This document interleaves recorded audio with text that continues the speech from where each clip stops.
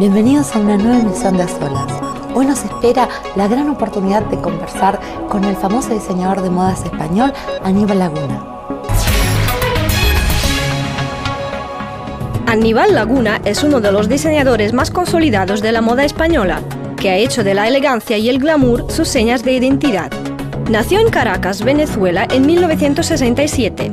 Sus padres tenían una de las firmas de moda infantil más destacadas en Venezuela de los años 70.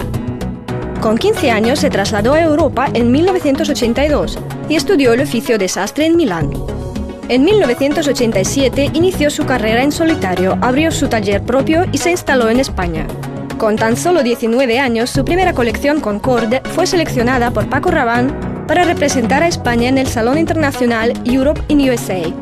Hoy sus colecciones se pueden admirar en las principales capitales europeas, Miami, Chicago, Los Ángeles, Caracas, México y Dubái, entre otras. El cine y el teatro y la danza son algunas de sus pasiones. Con su personal visión ha vestido a innumerables personajes de obras escénicas, como La Cenicienta de Antonio Canales, La Divina Comedia por La Fura dels Bous y otras muchas. También famoso por sus elegantes trajes de novia, actualmente diseña tanto para su propia firma como para la casa Pronovias, que comercializa sus diseños por todo el mundo. Desde 2001, el diseñador también tiene su línea de joyería y accesorios. Muchísimas gracias por recibirnos aquí en este lugar que es una especie de Disneylandia, cargado así de magia, para conversar con nosotros. Muchas gracias a vosotros. He tenido la oportunidad de conversar con muchos diseñadores, con distintos representantes del mundo de la moda, pero este caso me parece un caso aparte, es como que nunca he visto nada parecido.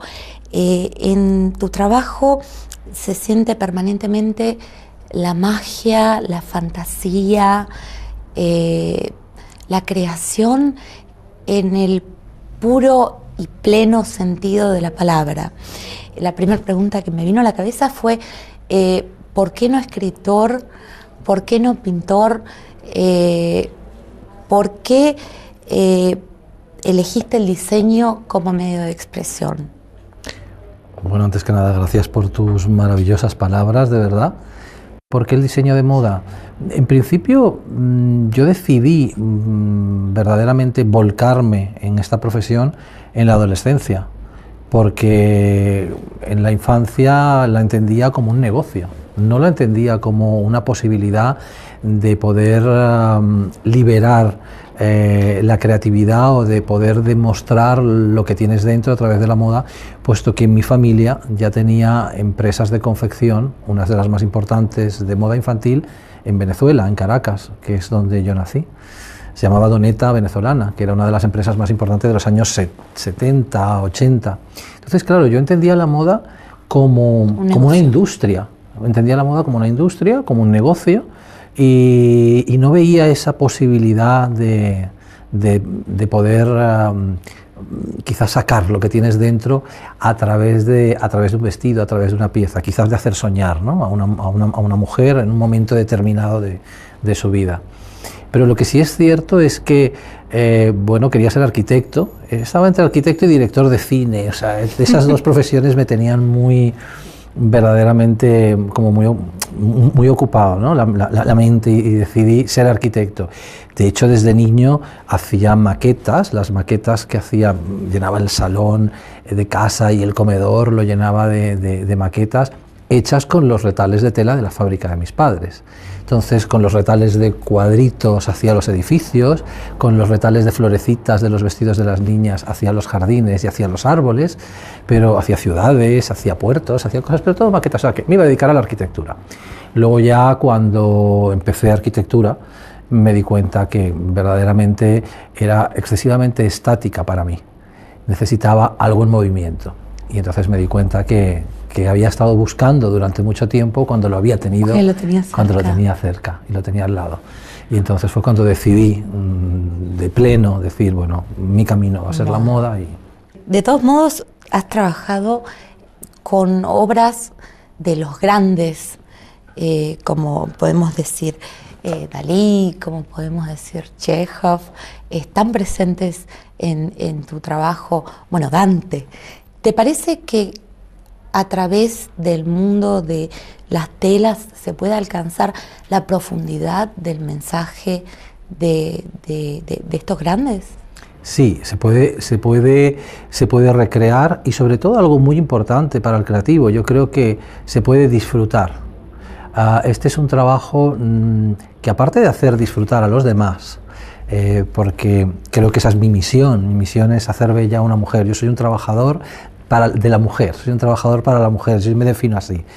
Pero hay momentos en los que también quieres disfrutar con el trabajo de otros.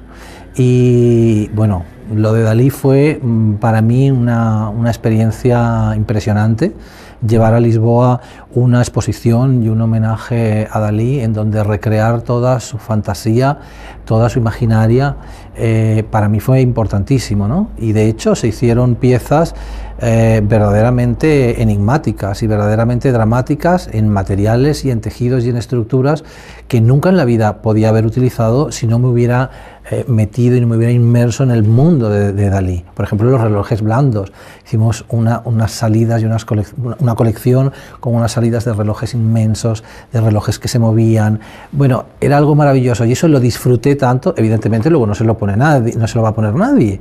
No se hace para comercializar, ni para vender, ni para nada. Entonces es tan importante y es tan gratificante el hecho de poder disfrutar de la visión estética o la óptica de un artista, como pueda ser el de Dalí o cualquier otro, es importantísimo. Ahora, ¿cómo es ese proceso de meterse, de involucrarse en cada uno de ellos, que es un mundo distinto, digamos, antes de empezar a diseñar? Apasionante, es verdaderamente apasionante. Incluso en el caso del ballet, cuando he tenido que hacer, por ejemplo, Cenicienta para Antonio Canales, ha sido verdaderamente apasionante ver las necesidades que ellos tienen a la hora de moverse, a la hora de transmitir, y cómo tú puedes reflejar eso y partir desde cero. Es verdaderamente apasionante. Es un proceso creativo complicado, porque puede partir desde muchos sitios, pero hay que dedicarle su tiempo, pero es muy gratificante. De todos esos grandes con los que te has involucrado, como para de alguna forma revivir su mensaje, su mundo, ¿quién te ha impactado particularmente? Mira, realmente quedarme con uno, yo creo que sería muy difícil. Entonces voy a preferir hablarte del último, que es el que tengo más reciente y con el que sigo disfrutando hoy en día. Presentamos el último desfile en la Mercedes-Benz Fashion Week Madrid, y el homenaje era a Julio Romero de Torres, un gran pintor español de principio del siglo XX, que retrató a la mujer morena, a la mujer española, realmente de una forma magistral. Y todo comenzó a finales de septiembre, principios de octubre, cuando tuve la oportunidad con un amigo en Londres de asistir a una subasta de arte, en donde un cuadro suyo quedó desierto. Claro, precio elevadísimo, como es natural, y me impactó tanto aquel cuadro. Empecé a estudiar su obra y me di cuenta verdaderamente de lo que este hombre le había dado a España y lo que nos había ofrecido. Y aparte, yo esas imágenes las tengo grabadas desde la infancia. De hecho, las teníamos en los billetes antiguos de las pesetas, las antiguas pesetas, estaban las imágenes de Julio Romero de Torres, de sus lienzos, su retrato. Tenía una forma muy especial de retratar a la mujer, una forma muy especial de tratar la sensualidad de la mujer, y en una época en la que era muy difícil. Realmente yo creo que la vistió, la retrató, la desnudó, de una manera con un respeto y con una sensualidad absoluta. Entonces, sumergirme en el mundo de Julio Romero de Torres para mí ha sido algo mágico, verdaderamente mágico. De hecho, la última colección ha sido absolutamente en color negro y color nude, para que no hubiera ningún color que nos pudiera distraer de esa idea. está inspirado en 2 cuadros de él, que uno es La Tanagra y otro es Alegrías, que retratan verdaderamente a las 2 Españas, al verdadero sentimiento de la mujer española. Uno es contenido, serio, formal, responsable, y el otro es alegre, festivo, mágico. Yo creo que esa es la combinación perfecta de la mujer española, del sentimiento de la mujer española. Él lo supo retratar y yo he querido de alguna forma homenajearlo. ¿En qué medida dirías que cada uno de estos mundos, tan ricos de por sí, dejan huellas en tu personalidad, en tu obra? Te influye durante el periodo de estudio de la persona, incluso del personaje y de la obra, porque hay que tener en cuenta que todos estos grandes artistas son artistas, está su obra, pero también está la persona y el personaje. Y entonces yo pienso que hay que estudiar siempre que hacemos una inmersión en una corriente estética determinada, en una corriente artística, hay que estudiar un poquito de cada uno, no quedarnos solamente con lo que hemos visto, solamente con la obra, sino estudiar también qué ha hecho posible que esa persona hubiera creado esa obra. Entonces, estudiar todo eso evidentemente te hace meterte en su vida, conocerla, conocer el porqué, qué quería transmitir y qué no quería transmitir, porque muchas veces en los silencios o en las prohibiciones de la época en la que trabajaron o en la que trabajaban, existían unas connotaciones y nos lanzaban mensajes secretos a través de su obra, que no son los que vemos, sino los que no vemos, y eso es muy importante, estudiar todo eso. Entonces, en ese sentido, todo eso te crea, no solamente te enriquece, no solamente te influye, sino que para mí quizás lo más importante es que te crea un hábito de trabajo en el día a día, para luego desarrollar algo que no tiene nada que ver con eso. Te crea un hábito en tu propio trabajo. Luego has terminado de hacer eso y vuelves otra vez a tu rutina cotidiana, a tu trabajo cotidiano, a mis colecciones, al día a día, y aplicas sin quererlo aquellas técnicas o aquellas tácticas que has absorbido del estudio de otros. Y esto para mí es grandioso. Hacemos una pequeña pausa, pero no se vaya, que enseguida estamos de vuelta.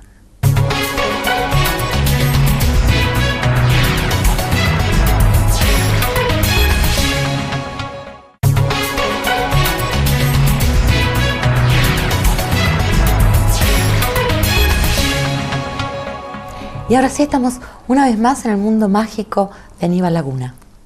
En tu exploración de estos distintos universos, no te has limitado a las grandes obras de arte, sino que, por ejemplo, le has dedicado un trabajo al mar.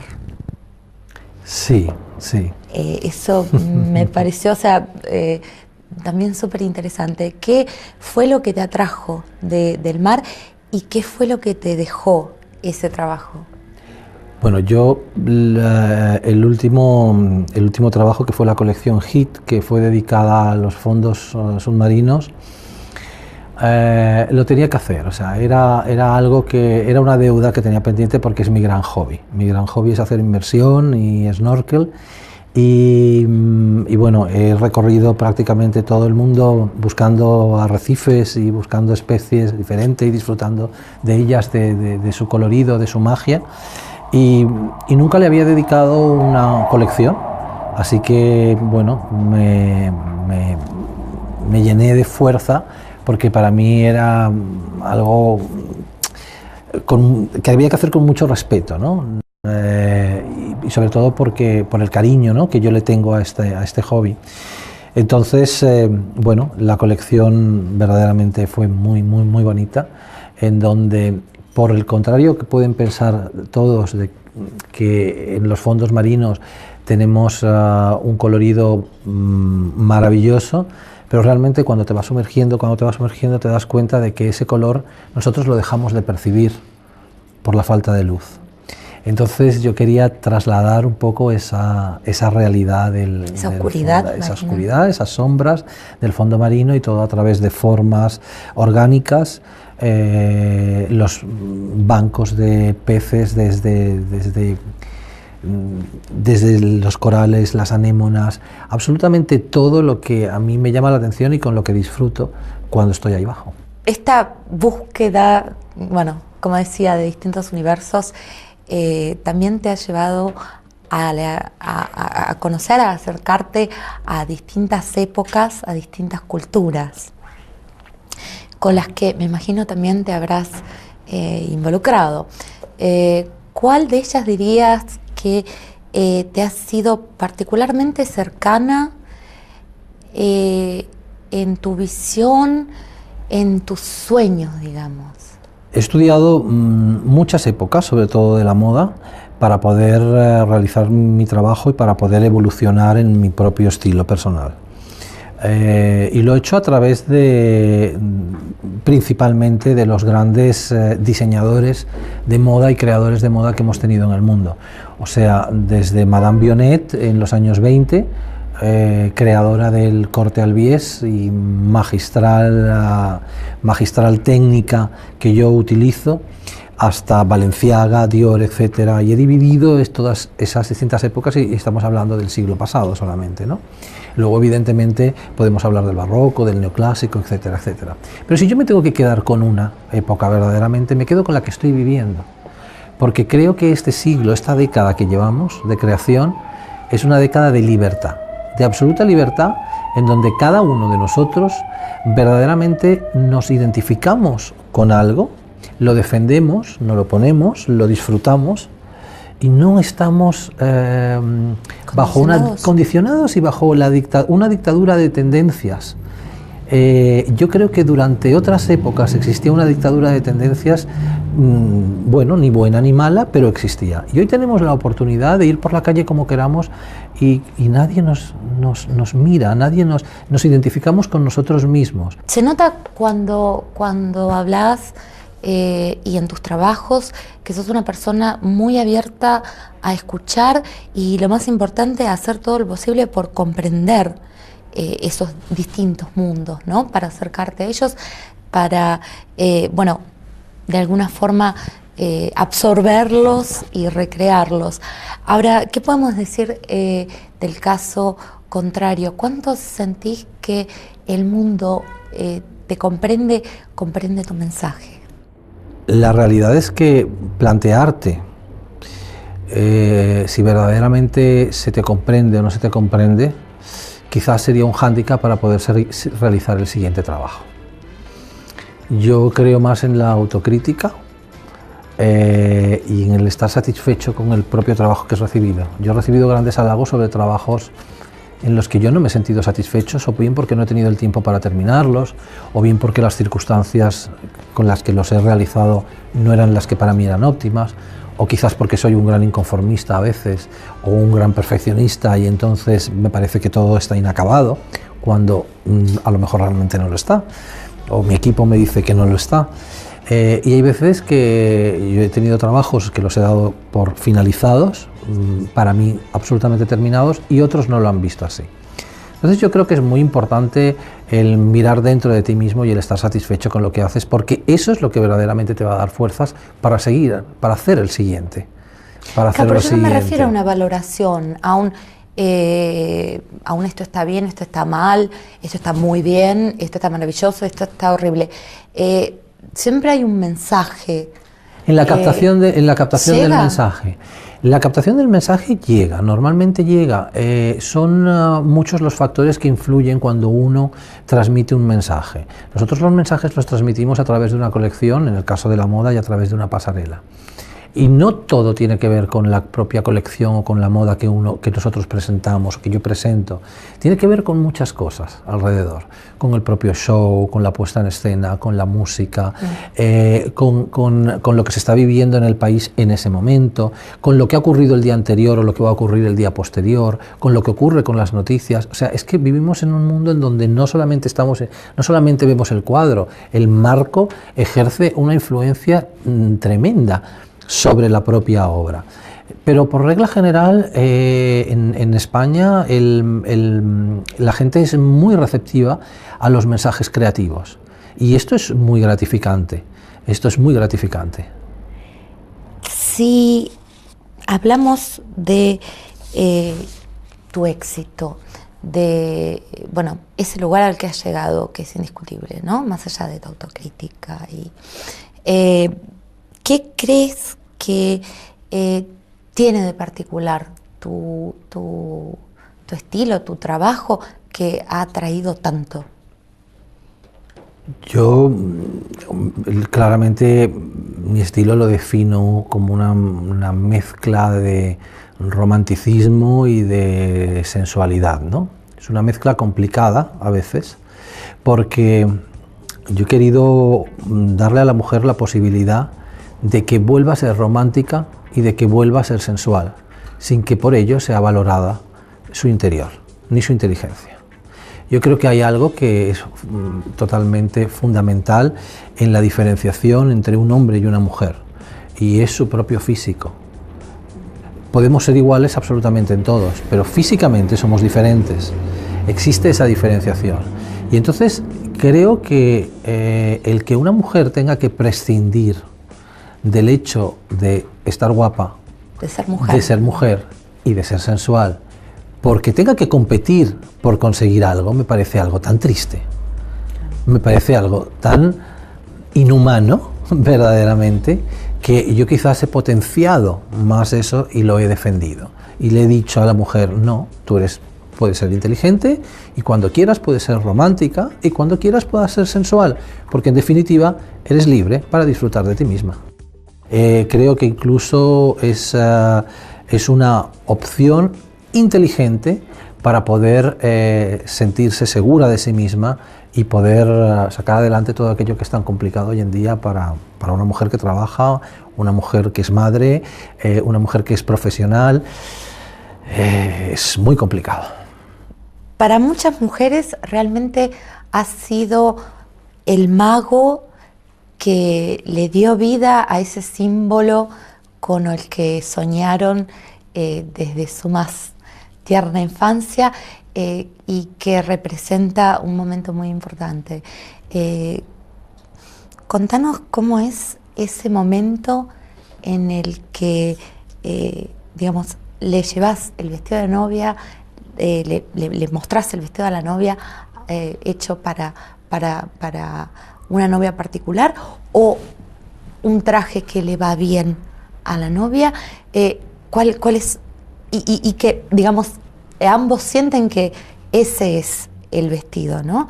¿Cuál es la reacción de ella y qué sientes, al ver esa reacción?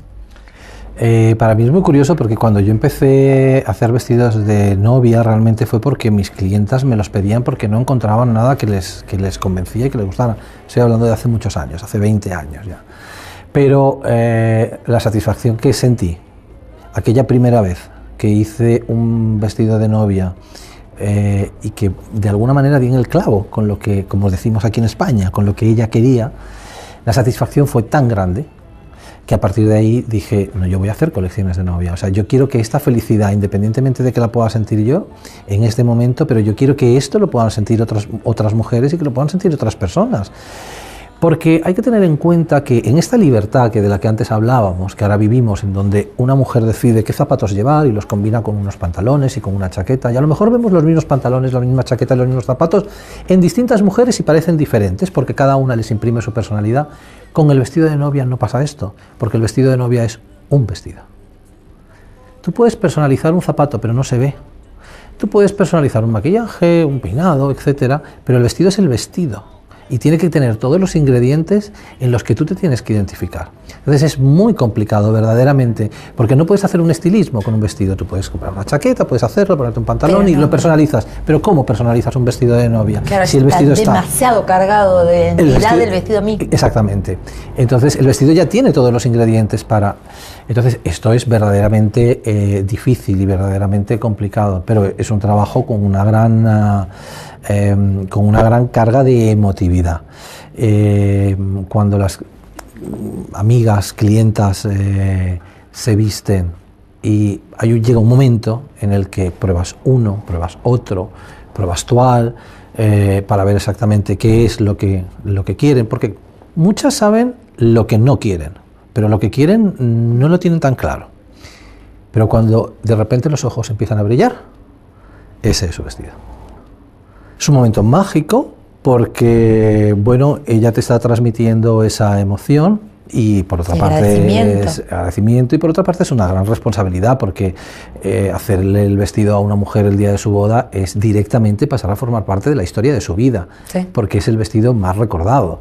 El que va a contar a sus hijos, el que va a contar a sus nietos, el que va a estar, es el más efímero por un lado, pero por otro lado es el que va a perdurar más en el tiempo. Entonces es un trabajo muy gratificante. Muchísimas gracias por habernos recibido. Ha sido, bueno, simplemente mágico escucharte. A vosotros, muchas gracias a vosotros por estar aquí en mi casa y sabéis que sois bienvenidos siempre. Les recuerdo que con nosotros ha estado compartiendo su mundo de sueños el famoso diseñador español Aníbal Laguna. Con esto nos despedimos. Hasta la próxima.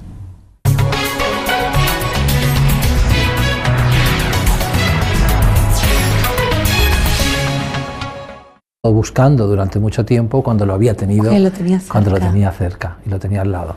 Y entonces fue cuando decidí de pleno decir, bueno, mi camino va a ser la moda.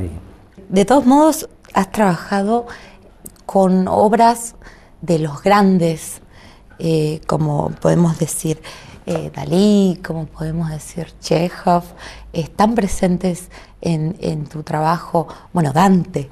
¿Te parece que a través del mundo de las telas se puede alcanzar la profundidad del mensaje de estos grandes?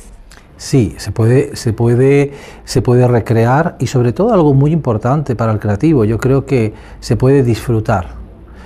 Este es un trabajo que aparte de hacer disfrutar a los demás, porque creo que esa es mi misión es hacer bella a una mujer. Yo soy un trabajador de la mujer, soy un trabajador para la mujer, yo me defino así. Pero hay momentos en los que también quieres disfrutar con el trabajo de otros. Y bueno, lo de Dalí fue para mí una experiencia impresionante. Llevar a Lisboa una exposición y un homenaje a Dalí en donde recrear toda su fantasía, toda su imaginaria, para mí fue importantísimo, ¿no? Y de hecho se hicieron piezas verdaderamente enigmáticas y verdaderamente dramáticas en materiales y en tejidos y en estructuras que nunca en la vida podía haber utilizado si no me hubiera metido y no me hubiera inmerso en el mundo de Dalí. Por ejemplo, los relojes blandos. Hicimos unas salidas y una colección con unas salidas de relojes inmensos, de relojes que se movían. Bueno, era algo maravilloso y eso lo disfruté tanto. Evidentemente luego no se lo pone nadie, no se lo va a poner nadie. No se hace ni para comercializar, ni para vender, ni para nada. Entonces es tan importante y es tan gratificante el hecho de poder disfrutar de la visión estética o la óptica de un artista, como pueda ser el de Dalí o cualquier otro, es importantísimo. Ahora, ¿cómo es ese proceso de meterse, de involucrarse en cada uno de ellos, que es un mundo distinto, digamos, antes de empezar a diseñar? Apasionante, es verdaderamente apasionante. Incluso en el caso del ballet, cuando he tenido que hacer, por ejemplo, Cenicienta para Antonio Canales, ha sido verdaderamente apasionante ver las necesidades que ellos tienen a la hora de moverse, a la hora de transmitir y cómo tú puedes reflejar eso y partir desde cero. Es verdaderamente apasionante. Es un proceso creativo complicado porque puede partir desde muchos sitios. Pero hay que dedicarle su tiempo, pero es muy gratificante. De todos esos grandes con los que te has involucrado como para de alguna forma revivir su mensaje, su mundo, ¿quién te ha impactado particularmente? Mira, realmente quedarme con uno, yo creo que sería muy difícil. Entonces voy a preferir hablarte del último, que es el que tengo más reciente y con el que sigo disfrutando hoy en día.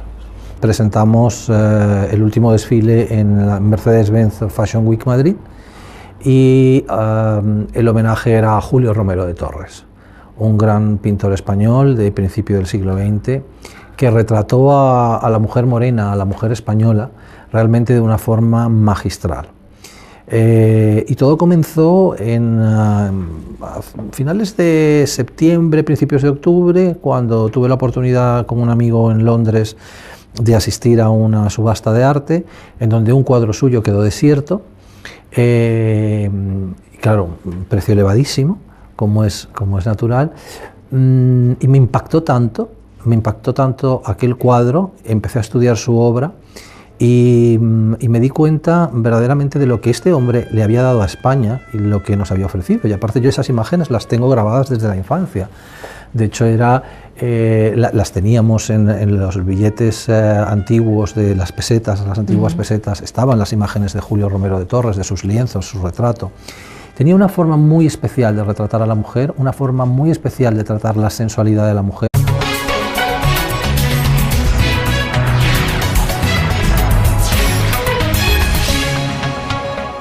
Bienvenidos a una nueva emisión de A Solas. Hoy nos espera la gran oportunidad de conversar con el famoso diseñador de modas español, Aníbal Laguna. Aníbal Laguna es uno de los diseñadores más consolidados de la moda española, que ha hecho de la elegancia y el glamour sus señas de identidad. Nació en Caracas, Venezuela, en 1967. Sus padres tenían una de las firmas de moda infantil más destacadas en Venezuela de los años 70. Con 15 años se trasladó a Europa en 1982 y estudió el oficio de sastre en Milán. En 1987 inició su carrera en solitario, abrió su taller propio y se instaló en España. Con tan solo 19 años, su primera colección Concorde fue seleccionada por Paco Rabanne para representar a España en el Salón Internacional Europe in USA. Hoy sus colecciones se pueden admirar en las principales capitales europeas, Miami, Chicago, Los Ángeles, Caracas, México y Dubái, entre otras. El cine y el teatro y la danza son algunas de sus pasiones. Con su personal visión ha vestido a innumerables personajes de obras escénicas, como La Cenicienta de Antonio Canales, La Divina Comedia por La Fura dels Baus y otras muchas. También famoso por sus elegantes trajes de novia, actualmente diseña tanto para su propia firma como para la casa Pronovias, que comercializa sus diseños por todo el mundo. Desde 2001, el diseñador también tiene su línea de joyería y accesorios. Muchísimas gracias por recibirnos aquí en este lugar que es una especie de Disneylandia, cargado así de magia, para conversar con nosotros. Muchas gracias a vosotros. He tenido la oportunidad de conversar con muchos diseñadores, con distintos representantes del mundo de la moda, pero este caso me parece un caso aparte, es como que nunca he visto nada parecido. En tu trabajo se siente permanentemente la magia, la fantasía, la creación en el puro y pleno sentido de la palabra. La primera pregunta que me vino a la cabeza fue ¿por qué no escritor? ¿Por qué no pintor? ¿Por qué elegiste el diseño como medio de expresión? Bueno, antes que nada, gracias por tus maravillosas palabras, de verdad. ¿Por qué el diseño de moda? En principio, yo decidí verdaderamente volcarme en esta profesión en la adolescencia, porque en la infancia la entendía como un negocio, no la entendía como una posibilidad de poder liberar la creatividad o de poder demostrar lo que tienes dentro a través de la moda, puesto que en mi familia ya tenía empresas de confección, unas de las más importantes de moda infantil, en Venezuela, en Caracas, que es donde yo nací. Se llamaba Doneta Venezolana, que era una de las empresas más importantes de los años 70, 80. Entonces, claro, yo entendía la moda como una industria. Entendía la moda como una industria, como un negocio, y no veía esa posibilidad de poder quizás sacar lo que tienes dentro a través de un vestido, a través de una pieza, quizás de hacer soñar, ¿no?, a una mujer en un momento determinado de su vida. Pero lo que sí es cierto es que, bueno, quería ser arquitecto, estaba entre arquitecto y director de cine, o sea, esas dos profesiones me tenían verdaderamente como muy ocupado, ¿no?, la mente, y decidí ser arquitecto. De hecho, desde niño hacía maquetas, las maquetas que hacía, llenaba el salón de casa y el comedor lo llenaba de maquetas hechas con los retales de tela de la fábrica de mis padres. Entonces, con los retales de cuadritos hacía los edificios, con los retales de florecitas de los vestidos de las niñas hacía los jardines y hacía los árboles, pero hacía ciudades, hacía puertos, hacía cosas, pero todo maquetas. O sea, que me iba a dedicar a la arquitectura. Luego ya, cuando empecé arquitectura, me di cuenta que verdaderamente era excesivamente estática para mí. Necesitaba algo en movimiento. Y entonces me di cuenta que había estado y en una época en la que era muy difícil.